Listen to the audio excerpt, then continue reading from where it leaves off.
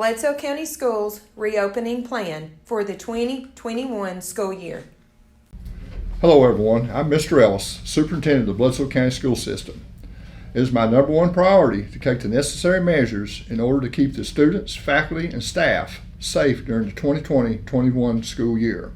The Bledsoe County School System is working diligently with local health professionals to make sure we're following up-to-date guidelines to the best of our ability. As the leader of Bledsoe County Schools, we will be using 5 guiding principles as we continue on with the planning, decision-making, execution of the work of returning to school. We will be transparent. We will share what we know and what we don't know. We will be clear about what we can control and what's outside our control. We will be equitable. We will center decisions on what is best for all students, family, and educators, especially those most impacted by the educational inequities of COVID-19. We will listen. We will bring together diverse stakeholders and experts to understand the realities on the ground and surface creative solutions. We will put safety first. We will leverage science, data, and public health leadership to inform the choices we make. We will be decisive. Given the size and scope of the challenge, we must be more deliberate and make tough choices.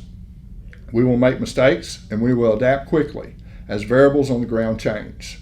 To effectively communicate and be transparent with students and families of the community, we will be sharing an informational video of the new safety protocols that will be in place as your child starts the upcoming 2020-21 school year. Thank you. Bledsoe County Schools Transportation Plan. Good afternoon, everyone. My name is Brian Turner, the Transportation Supervisor for Bledsoe County Schools. Parents, we're asking for your help with your children. Due to safety concerns with the Department of Transportation, we will be unable to do temperature checks with your child as they enter on the bus. So we're asking you to check temperatures before you bring your child to the bus stop or put them on the bus. If your child is running a fever of 100.4 or more, we're asking that you keep them out and report that to your school principal and school nurse. And I'm here to talk to you today about riding the bus for the 2020-2021 school year. I want to start by saying that all students who ride the bus will be required to wear a mask. Mask and hand sanitizer will be provided for all students. If you'll notice along the bus windows here, we've got all the windows down. As long as weather permitting, we're going to have all windows down on all buses for airflow, to help the airflow on the bus. We've also got our drivers that will be driving their routes in a normal fashion, but the way we're going to load the bus is different than what we're used to. In our morning routes, when the bus drivers make their first pickup, the first students on the bus will go all the way to the rear of the bus. They will sit in the last seat at the very rear, back here. We will then, the next bus stop, if you're in the same family, you will sit in a seat together, okay? It doesn't matter whether you're middle, high, elementary. If you're in the same family, we're going to sit in a seat together. Then we're going to skip one seat up and we're going to seat the next stop. We're going to skip those seats. As we fill to the front of the bus, if it gets full, then we'll go back and start seating in between those seats. You will be dedicated to an assigned seat. You will be required to sit in that seat. The bus drivers will give you that assigned seat after they see how many is going to be riding the bus with them. So, different from what we're used to on riding the bus, but just know that it is going to look different. When we get to the schools, whether it be the elementary, middle, or high school, wherever you may be riding the bus to, you're going to unload the bus front to back. We're not just going to pile up and get in line. The driver's going to tell you, front seat you can go, and we're going to unload just like that. A school employee will meet you at the school to get you off the bus in the morning, okay? Whatever assigned seat you're on in the morning, that's the same assigned seat you ride in the evening route too. So remember, once you get your assigned seat, the drivers will be making sure you are in your assigned seat. As you can notice, like I said, we're riding with the windows down for the airflow. When we're seating in our seating charts, we are going to try to leave the seat directly behind the bus driver empty, okay, when all possible. And like I said, in all our routes, this seat will be dedicated with no one in it. The hand sanitizer and mask will be placed at the front of the bus. You will be able to get those when you enter. If you have a mask from home, we encourage you can bring it, but we will have masks and hand sanitizer provided. Want to talk to you a little bit about what's going on after the students unload from the bus. We will be disinfecting and cleaning the buses after every route, morning and evening. I'll give you a small demonstration. This is what we have to clean the buses with here at the bus garage. After the morning run, all bus drivers will be required to report to the bus garage to do a disinfecting of their bus. This is what they call an electrostatic cleaner. It puts a positive charge on the cleaner to help clean the bus faster. We can disinfect this bus in about 2 to 5 minutes. This will be performed after every route. So in the morning times, it will be done. After the evening routes, the drivers that do not come back to the garage, that stay at home, they will have a disinfecting agent at their house that they will have to clean after the evening run. So buses will be disinfected every time. If you have any questions, feel free to call the Board of Education or the school bus garage if you have questions about bus routes and bus stops and the time of pickups. And we'll be glad to help you any way we can. Health Services Plan for Bledsoe County Schools. I'm Michelle Raines, Nursing Supervisor and Coordinated School Health Director for Bledsoe County Schools. Before leaving home, we are encouraging parents to check their child's temperature. If you have a fever of 100.4 or greater, it is encouraged you to keep your child at home. Face masks will be highly encouraged. If your child's temperature is 100.4 or greater, or if you and your child answer yes to any of the following questions, please keep your child at home.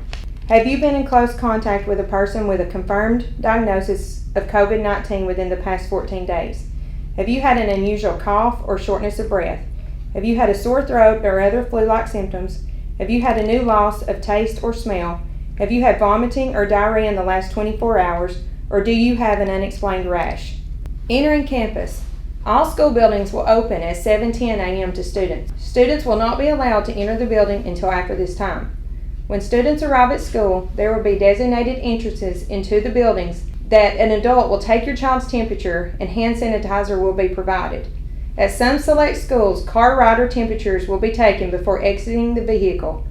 At the high school, car riders' temperatures will be taken at the door. Bus riders' temperatures will be taken upon exiting the bus. Staff members will be required to wear a mask. Nutrition Plan for Bledsoe County Schools. Hello, I'm Diane Campbell, the Nutrition Supervisor. I'm Christy Owens, the School Nutrition Field Manager, and we're just going to kind of talk about and let you know what lunch and breakfast is going to look like in the year. It's going to be a little bit different this year. The good thing is we still provide free meals of no charge to all students in Bledsoe County, free lunch and free breakfast. Our breakfast will be grab and go options. The kids will grab a bag and take it back to the classroom or take it to their designated spot.